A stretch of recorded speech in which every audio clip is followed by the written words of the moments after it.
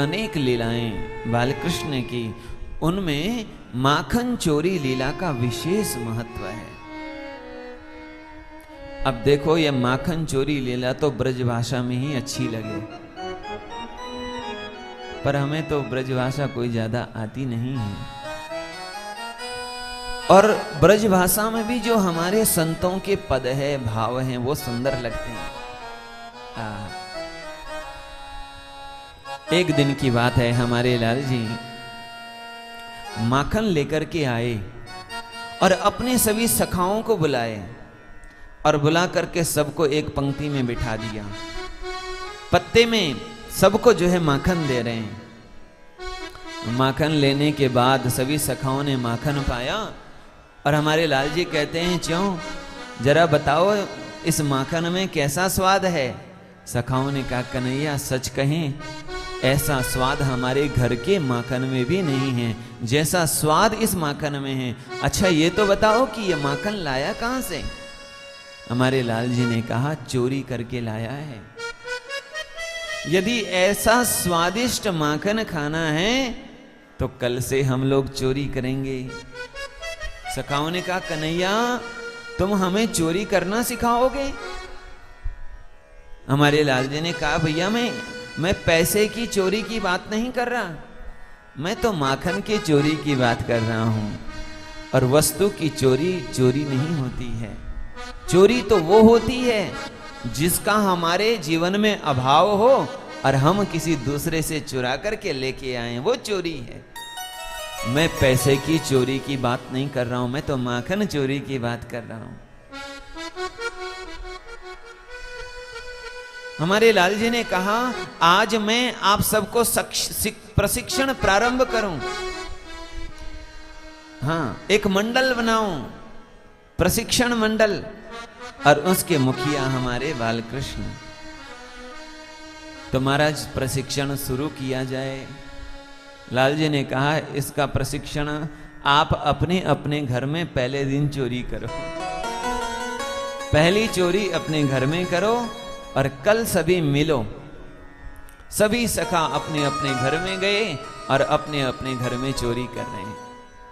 हमारे लाल जी भी अपने महल में जब गए तो चोरी कर रहे हैं। एकांत में जब गए, क्योंकि प्रायः पहले के समय में आपने देखा होगा, दूध दही को ऐसी जगह रखा जाता था जहां बहुत अंधेरा होता था, ताकि वहां ठंडापन बना रहता है। हमारे लाल जी एकांत में जब गए, जहां माखन की मटकियां रखी है, और एक मटकी निकाल करके लाल जी जैसे ही हाथ में माखन निकाला, ऐसे ही नंद भवन के उस स्थान में सामने ही एक मणि का स्तंभ है, खंबा जिसमें मणियां लगी है, और उस मणि पर अपना प्रतिबिंब दिखाई पड़ रहा है। यानी जैसे शीशा में अपना प्रतिबिंब दिखाई पड़ रहा है। लाल जी ने जैसे ही हाथ मटकी में डाला और माखन हाथ में लिया, वैसे ही सामने दिखाई पड़ा अपना प्रतिबिंब। लाल जी को लगा पहले दिन की चोरी और पहले दिन ही पकड़ में आ गए। पर सोचने लगे कि ये सामने कौन हमारे घर में आ गया। अब मैं भी चोरी कर रहा हूं, ये भी चोरी करने आया है। लाल जी कहने लगे, भैया ऐसो कर, तू भी मैया से मत कहना, मैं भी मैया से नहीं कहूंगा।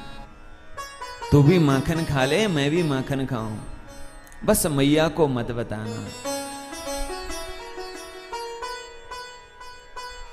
लाल जी अपने ही प्रतिबिंब से बातें कर रहे हैं। तो लाल जी ने माखन निकाला और इतने में कहने लगे, ले। जैसे ही कह रहे हैं कि चल तू भी माखन खा ले, मैं भी खाऊं, उसको माखन दे रहे थे तो सामने से भी माखन अपनी ओर आने लगा। जब लाल जी माखन खिलाने की बात कर रहे तो मैया को बात सुनाई दी। मैया सोचने लगी, लाल जी अकेले में किससे बात कर रहे हैं। तो मैया वहीं आ गई।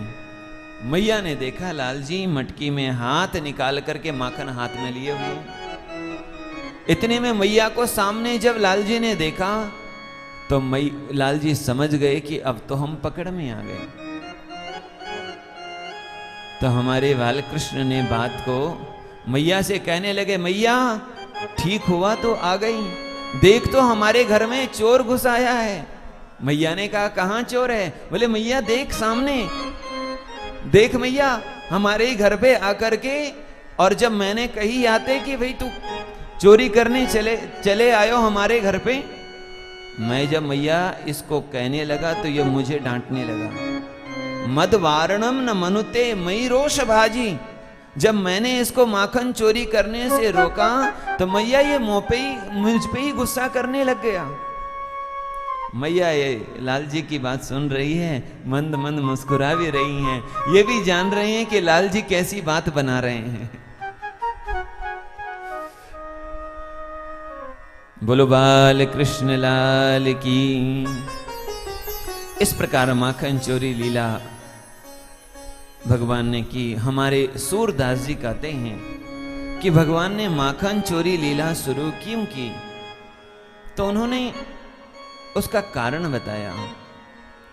एक बार की बात है, मैया लाल जी को मेवा पकवान खिला रही हैं। हाँ? हर माँ ये चाहती है मेरा लाला सबसे स्वस्थ रहे। हाँ? कितना भी खाए माँ को ऐसे ही लगता है वो कम ही खाता है। हाँ, मैया मेवा का पकवान बनाई हुई हैं और घी में मेवा का पकवान बना करके मैया लाला को खिला रही हैं। लाल जी ने देखा और मैया से कह रहे, मैया मैया मुझे ये मेवा पकवान अच्छा नहीं लगता है, मैया मुझे तो माखन अच्छा लगता है।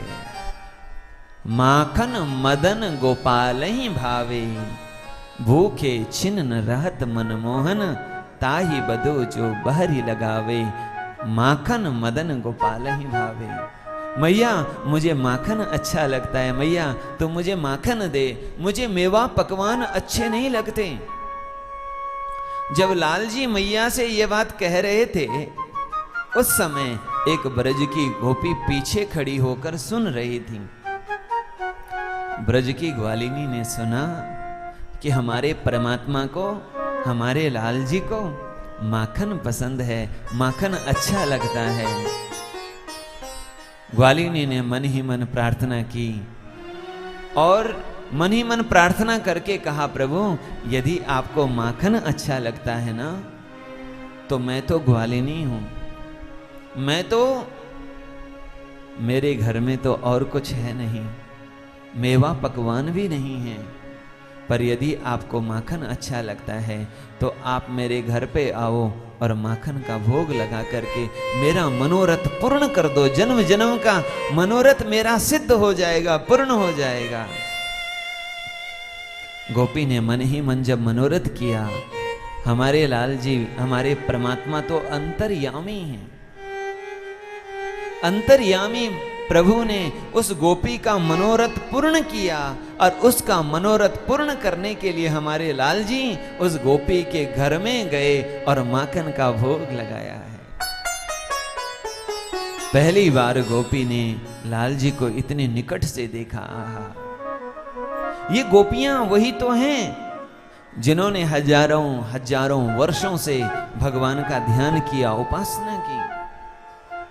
जिस परमात्मा को ध्यान में देखा वही परमात्मा आज आंखों के सामने है। पहली बार लाल जी को इतने निकट से देखा, आनंद में झूम उठी गोपी।